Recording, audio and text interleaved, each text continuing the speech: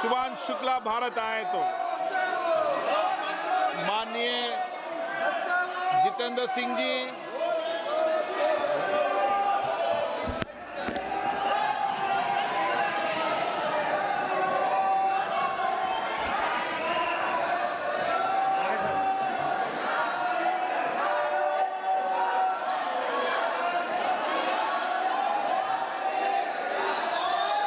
आदरणीय अध्यक्ष महोदय,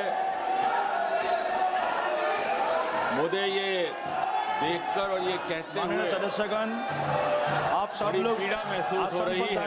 बैठिए कि ऐसे आप वक्त सब में लोग आसन पे जाकर बैठिए प्लीज। अध्यक्ष महोदय, मुझे ये देखकर और ये कहते हुए बहुत पीड़ा महसूस हो रही है कि कैसे वक्त में, जबकि मुल्क में जश्न का माहौल है, जब हर देशवासी गर्वान्वित महसूस कर रहा है, जब देश अंतरिक्ष की उपलब्धियों का उत्सव मना रहा है, तो विपक्ष हमारी अंतरिक्ष की उपलब्धियों के लिए अंतरिक्ष से जुड़े विशेषज्ञों को और वैज्ञानिकों को बधाई देने में भी असफल हैं और उसके लिए तैयार नहीं। आपकी नाराजगी सरकार के साथ हो सकती है, आपकी नाराजगी भारतीय जनता पार्टी और एनडीए के साथ हो सकती है, परंतु हैरत है, आपकी नाराजगी एक अंतरिक्ष यात्री, एक गगन यात्री के साथ भी हो सकती है। और वो एक ऐसा अंतरिक्ष यात्री जो एस्ट्रोनॉट होने के साथ साथ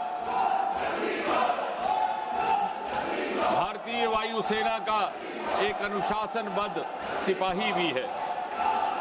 उसका ताल्लुक ना किसी राजनीतिक दल से है, ना किसी राजनीतिक पार्टी के साथ। आपको बार बार संसदीय मंत्री जी की ओर से अपील की गई, स्पीकर अध्यक्ष जी की ओर से अपील की गई, लेकिन ये अजीब मंजर है अध्यक्ष जी, आप धरती से भी नाराज हैं, आप आकाश से भी नाराज हैं और आज आप अंतरिक्ष से भी नाराज दिखते हैं।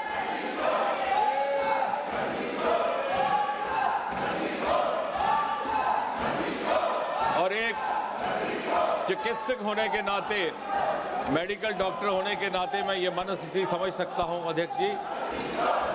ये नाराजगी उस समय वाक़या होती है जब आदमी हताश होकर जाता है, जब आदमी निराशा से बेहाल हो जाता है, तो वो दर हकीकत नाराजगी किसी और से नहीं होती, नाराजगी अपने आप से होती है। आज जो विपक्ष जिस तरह का प्रदर्शन कर रहा है, ये उनकी अपने प्रति नाराजगी का इजहार है, क्योंकि वो हर अपने मंसूबे में विफल हैं, उनकी कोई बात नहीं बन पा रही।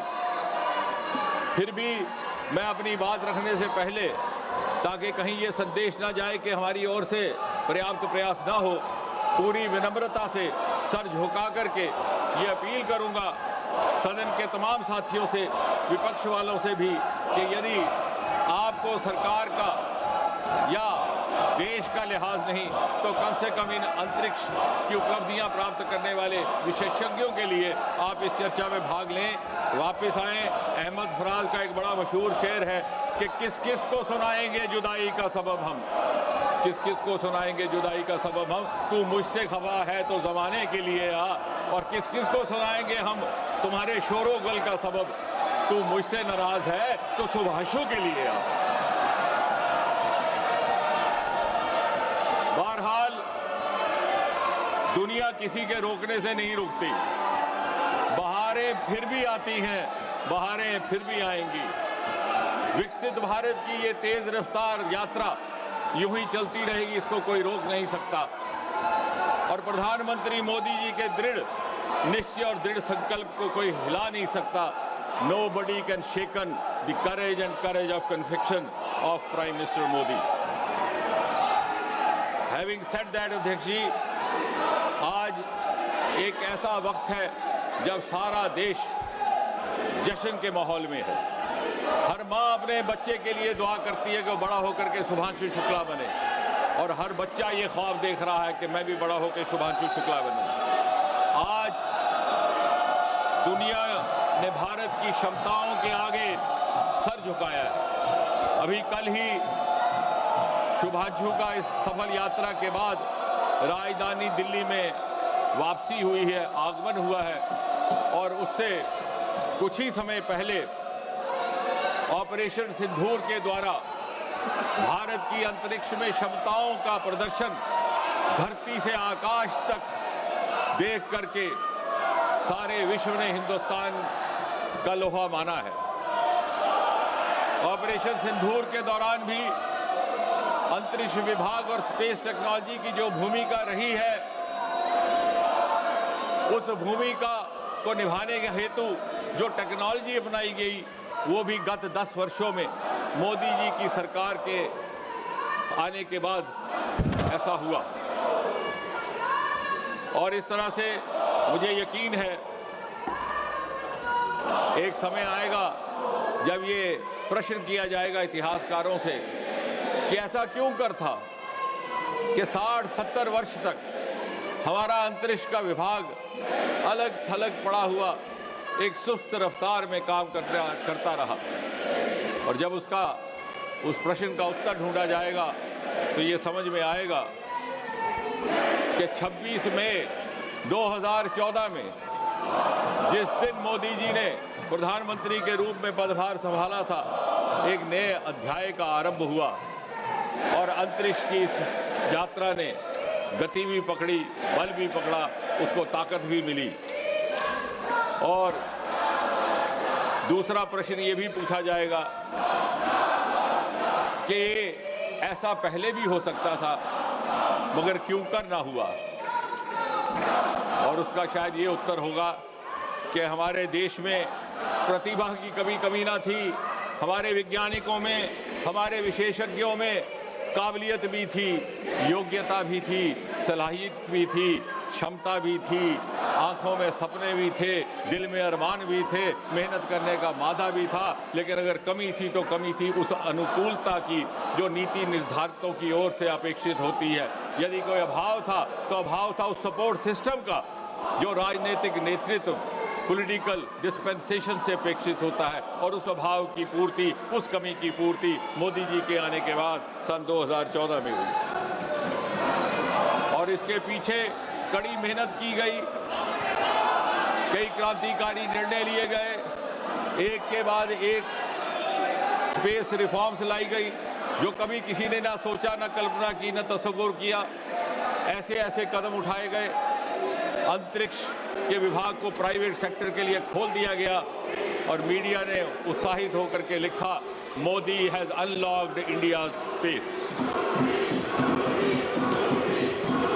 और ये काम केवल ये सरकार कर सकती है।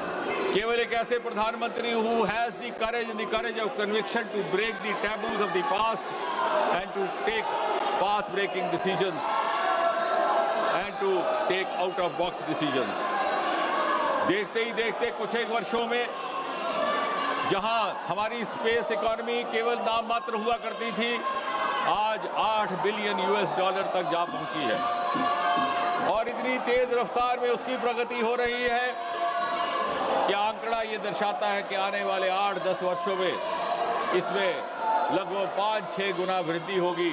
हम $45 बिलियन तक पहुंच करके देश की अर्थव्यवस्था में एक प्रमुख भूमिका निभाने के लिए तैयार होंगे। देश को चौथी दर्जे से पहले दर्जे की इकोनॉमी बनाने में एक स्पेस की एक प्रमुख भूमिका रहेगी। जहां कुछ वर्ष पहले तक किसी को यह अंदाजा ना था कि स्पेस में भी स्टार्टअप हो सकते हैं, आज वहां 300 से अधिक स्टार्टअप है और उनमें से बहुत सारे विश्व स्तरीय, वर्ल्ड क्लास।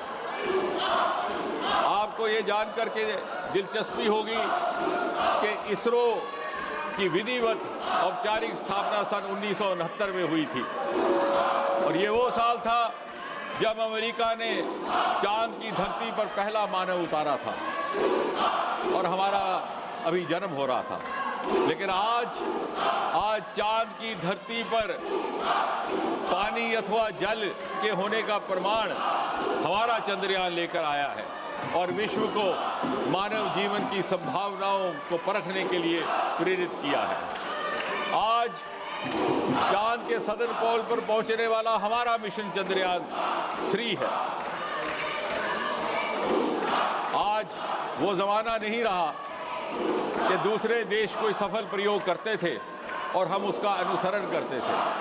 उदाहरण के तौर पर टेलीविजन अमेरिका के दर्शकों ने सन 50 के दशक में देखा वो बहुत चर्चित राष्ट्रपति चुनाव 1960 का, जिसमें कैनेडी ने रिचर्ड निक्सन को एक टीवी डिबेट के बाद पराजित कर दिया था।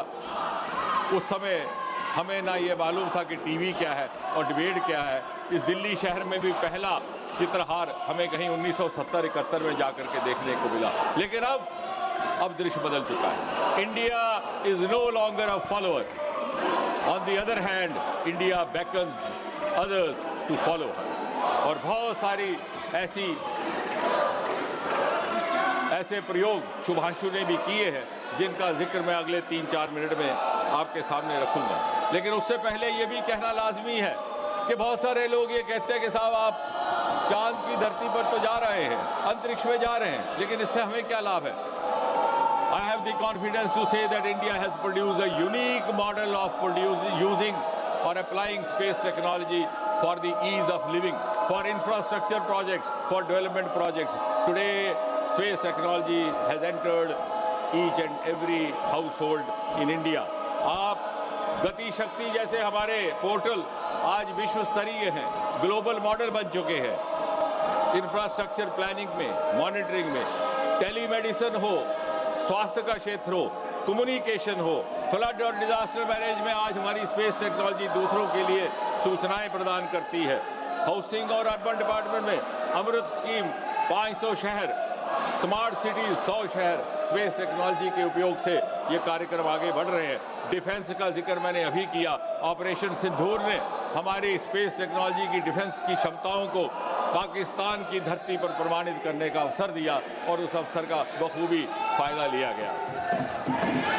एग्रीकल्चर सेक्टर में देखिए हर प्रकार से स्पेस टेक्नोलॉजी का उपयोग हो रहा है। जियो मनरेगा, रेलवे, यहाँ तक कि यूटिलाइजेशन सर्टिफिकेट भी अब स्पेस टेक्नोलॉजी के माध्यम से उपलब्ध हो रहे हैं। और जहाँ तक XGM-4 और इस मिशन का ताल्लुक है, जिसमें शुभांशु शुक्ला जी हिस्सा थे, तो एक बात मैं ये कह कर के शुरू करूंगा कि XGM-4 और इंटरनेशनल स्पेस स्टेशन की ये कहानी बड़ी करीब से जुड़ती है गगनयान की कहानी से। और इस कहानी का आगाज हुआ था 15 अगस्त सन 2018 को, जब लाल किले के परिसर से प्रधानमंत्री ने अपने स्वतंत्रता दिवस के भाषण में देशवासियों के आगे ये घोषणा की थी कि आगे कुछ वर्षों में भारतीय मूल का एक व्यक्ति चांद की धरती पर उतरने का काम करेगा। और सारे देश को एक अजीबो-गरीब फक्र का एहसास हुआ था। उसके उपरांत एज ए फॉलोअप इसरो ने 4 ऐसे व्यक्तियों का चयन किया जिसके लिए उनको प्रशिक्षण दिया जाए। उसमें ग्रुप कैप्टन प्रशांत गोपालकृष्णन नायर, ग्रुप कैप्टन अंगत, ग्रुप कैप्टन कृष्णन और विंग कमांडर शुभांशु शुक्ला, जो अब ग्रुप कैप्टन बन चुके हैं और जिनके नाम का उल्लेख अध्यक्ष जी ने भी किया। और इनका प्रशिक्षण प्रारंभ हुआ और फरवरी 2024 में prime minister awarded these 4 potential astronauts with wings at the Vikram Sarabhai space centre, जब प्रधानमंत्री जी का वहां विजिट हुआ। लेकिन फिर एक ऐसा मोड़ आया। प्रधानमंत्री जी वॉशिंगटन डीसी के दौरे पर थे सन 2023 में और चर्चा के दौरान ये पेशकश आई कि इंटरनेशनल स्पेस मिशन पर जो उनके एस्ट्रोनॉट जा रहे हैं उनके हमरा एक हिंदुस्तानी भी जाए, तो क्या ही अच्छा हुआ। और पहली बार प्रत्यक्ष रूप से भारतीय अंतरिक्ष विभाग और उसके साथ जुड़े हुए लोगों की क्षमताओं की मान्यता अमेरिका की धरती पर की जा रही थी, देश भर के अलावा विदेशों में की जा रही थी। और इस प्रकार इस मिशन का हिस्सा बनने के लिए शुभांशु शुक्ला और उनके साथ ग्रुप कैप्टन प्रशांत एज बैकअप ह्यूस्टन पहुंचे। इसमें एक बात और भी जोड़नी अहम है कि इसमें भारत की ओर से लागत, इस समय मैं अंतरिक्ष में खड़ा हूं, ये पोस्टर मेरे तक पहुंचेगा नहीं।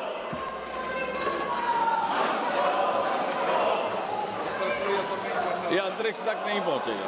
बहरहाल हमारी तरफ से खर्चा केवल और केवल 548 करोड़ हुआ है, अर्थात 65 million US dollars, which is a very small amount compare to other missions across the world. In other words, India has also now specialized the technique of using cost-effective missions. हमारे जो फाइनेंशियल रिसोर्सेज हैं उनके अभाव को कभी कभी पूरा करने के लिए हम अपने इंटेलेक्चुअल और सेरिब्रल रिसोर्सेज का इस्तेमाल करके, जैसे कि चंद्रयान भी केवल 600 करोड़ में हो गया था, हमारा गगनयान 10,000 करोड़, इसी प्रकार यहाँ भी सिर्फ 500 करोड़। 400 किलोमीटर की दूरी थी जिसे अमेरिका में मीलों में गिना जाता है, because they have the metric system of miles. So otherwise 250 miles धरती से आकाश तक उसे जाना था, अंतरिक्ष तक 28 घंटे का सफर था, 27,800 किलोमीटर की स्पीड थी और 14 दिन का ये सारा मिशन रहा। इसके उपरांत उनकी ट्रेनिंग का क्रम शुरू हुआ। 11 महीने की ट्रेनिंग हुई इन दोनों एस्ट्रोनॉट्स की और 25 जून 2025 को कैनेडी स्पेस सेंटर फ्लोरिडा से इनका टेक ऑफ होता है और लगभग 3 सप्ताह होते होते 15 जुलाई को सैन डिएगो में ऑफ कैलिफोर्निया अटलांटिक ओशन में इनकी वापसी होती है। वापसी के बाद शुभांशु को 1 सप्ताह मेडिकल एवेल्युएशन के लिए रखा जाता है। लगभग 1 सप्ताह उनकी डीब्रीफिंग होती है इसरो के साथ। फिर उसके बाद लगभग 2 सप्ताह अलग अलग नासा के साथ, एक्सियम के साथ, स्पेस एक्स के साथ, या कि ये प्राइवेट पब्लिक पार्टिसिपेशन का भी उदाहरण है, उनके साथ होता है। और आखिरकार 13-14 तारीख को वो वापसी की तैयारी करते हैं और दिल्ली उनका आना 17 अगस्त को होता है। इसमें ये बात बड़ी महत्वपूर्ण जोड़नी है कि जो हमारे 4 वैज्ञानिक थे, 4 एस्ट्रोनॉट थे, जिनकी हेड एक 65 वर्षीय महिला थी पैगी विल्सन, उसके अतिरिक्त एक पोलैंड के थे स्लॉस और एक हंगरी के थे टिबर कापू। लेकिन सबसे महत्वपूर्ण भूमिका और सबसे महत्वपूर्ण काम शुभांशु शुक्ला पर दिया गया था। ये हमारी क्षमताओं का विश्वसनीयता थी। शुभांशु शुक्ला पायलट भी थे। शुभांशु शुक्ला ने वो काम किया जो दर हकीकत एक बायोटेक्नोलॉजिस्ट का करना था। मैं परसों जब उनसे मिला तो मैंने कहा, शुभांशु, हमने तो आपको इतना ट्रेन कर दिया कि अब आप बायोटेक्नोलॉजिस्ट भी बन सकते हैं, क्योंकि वो ऐसे एक्सपेरिमेंट्स थे जो लाइफ साइंसेज के साथ ताल्लुक रखते थे, एग्रीकल्चर के साथ ताल्लुक रखते थे, प्लांट बायोटेक्नोलॉजी के साथ ताल्लुक रखते थे। लेकिन वहाँ पर किसी डॉक्टर का जाना शायद इतना आसान ना था, क्योंकि उसके लिए ये रिक्वायर एक्लिमेटाइजेशन ट्रेनिंग, और इसलिए Shubhanshu prove to be a very good learner. कुछ ही समय में उन्होंने वो सारे प्रयोगों का प्रोसीजर समझ लिए, ग्रहण कर लिए और बड़ा बेखूबी से उन्हें निभाया। इन जो भी प्रयोग हुए हैं ये मुख्य तौर पर 6 श्रेणियों में बांटे जा सकते हैं। 2 प्रयोग हैं जो लाइफ साइंसेज को लेकर के, यानी वहां पर मसल्स का डिस्फंक्शन हो जाता है, वेस्टिंग हो जाती है, जिसे biogenesis studies, how to preserve the muscle function, how to strategize recovery. दूसरा कि लगातार उन्हें टेलीविजन का स्क्रीन देखना पड़ता है, कंप्यूटर का स्क्रीन देखना पड़ता है, तो what are the cognitive effects of exposure continuously to these electronic gadgets. ये ऐसे प्रयोग हैं जिनका फायदा हमें धरती पर भी होगा। तीसरा, इसी तरह से स्पेस के अंदर किस तरह से एडिबल एल्गी जलाए जाए। चौथा, किसी तरह से चावल, मूंग, इसके बीज बोए जा सके जीरो ग्रेविटी पर। साइनोबैक्टीरिया जो एक्सट्रीम कंडीशन में काम करते हैं, उनकी ग्रोथ कैसी हो। कुल मिलाकर इन 6 श्रेणियों के प्रयोगों का सबसे बड़ा महत्व, जो मुझे बड़ा गर्व है और हर्ष है ये साझा करते हुए, मैं कहूँगा कि 3 बहुत अहम इससे संदेश गए हैं। पहला, कि ये सारे के सारे इंडिजिनस थे।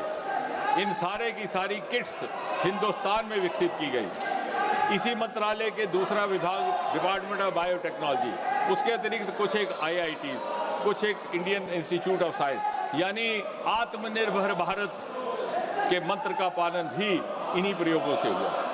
दूसरा, जो अक्सर मोदी सरकार के द्वारा कहा जाता है होल ऑफ गवर्नमेंट अप्रोच, इसमें सारे देश के वैज्ञानिक संस्थान भी शामिल थे और दूसरे विभाग। और तीसरा सबसे महत्वपूर्ण कि जो प्रयोग, जैसा मैंने कहा, सुभांशु ने किए हैं, वो प्रयोग तो एक भारतीय कर रहा है, उनकी किट्स भी भारत में विकसित की गई, लेकिन उनका लाभ सारी मानव जाति को होने वाला है। अर्थात विश्व बंधु भारत का सबसे प्रमुख, सबसे नुमाया मिसाल सुभांशु के इस यात्रा के द्वारा दुनिया के आगे रखी गई है। सो इट इज आत्मनिर्भर भारत, इट इज विश्व बंधु भारत, इट इज सबका साथ, सबका विश्वास एंड सबका प्रयास वाला भारत। और इसके नतीजों के फायदे क्या होंगे कि गगनयान जो हमारा प्रमुख रहेगा, मैं अब समाप्त करने वाला हूँ। मुझे लगा कि शायद विपक्ष वाले बोलेंगे नहीं, तो शायद मैं इनकी तरफ से भी बोल दूँ, लेकिन अध्यक्ष जी का इशारा आया है। बहरहाल, इसमें हमारी इंटरनेशनल कोलैबोरेशंस को अपस्केलिंग में मिलेगा, क्योंकि दुनिया को हमारी क्षमताओं का अनुमान हुआ है। हमारी बहुत सारी डॉकिंग अनडॉकिंग की कैपेबिलिटीज है, जब हमारा अपना इंटरनेशनल स्पेस स्टेशन होगा उसके लिए काम आएंगे।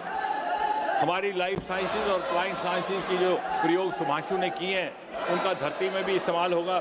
मैं अपनी बात समाप्त करने से पहले मैं केवल ये कहूँ, कोई बात नहीं, मैं समाप्त करने से पहले केवल ये कहूँगा कि आने वाले समय में ये एक बड़ा महत्वपूर्ण साल हमारा इसलिए लगा कि 2024 का समापन हुआ था स्पेडेक्स मिशन के साथ डॉकिंग अनडॉकिंग, और 2025 का आगाज़ हुआ नेविक, जो हमारी नेविगेशन मिशन थी। और अभी हाल ही में हमारा इसी सत्र के दौरान नाइसर का एक लॉन्च रहा है, जो हर 12 दिन के बाद धरती के चित्र खींचेगा 1-1 मिनट तक। 2026 में हमारा वायु मित्र फाइनल रिहर्सल होगा। 2027 में पहला मानव हिंदुस्तानी अंतरिक्ष में जाएगा, गगनयान। 2035 में भारतीय अंतरिक्ष स्टेशन, और 2040 में एक भारतीय चांद की धरती पर कदम रखेगा। और इसलिए मैं ये कहते हुए यकीन भी है और गर्व भी कि मोदी जी के संकल्प के विकसित भारत की सिद्धि 2047 से होने से कुछ साल पहले ही एक भारतीय चांद की धरती पर पहुंच करके विकसित भारत की घोषणा अंतरिक्ष में चांद पर करने वाला है। He will herald the coming of the Viksit Bharat of 2047। धन्यवाद जी। Thank you honourable minister. माननीय सदस्यगण, एक महत्वपूर्ण विषय पर सदन में चर्चा चल रहा है। सभी सदस्यों का इस चर्चा में भाग लेने का हिस्सा भी है और ज़रूरत भी है। कृपया अंतरिक्ष विज्ञान के विषय पर जो महत्वपूर्ण भारत ने उपलब्धियां हासिल की है, उस चर्चा को पूरे देश के जनता तक पहुंचाना हम सभी सांसदों का महत्वपूर्ण भूमिका होता है। कृपया आप अपने सीट पर जाके बैठिए।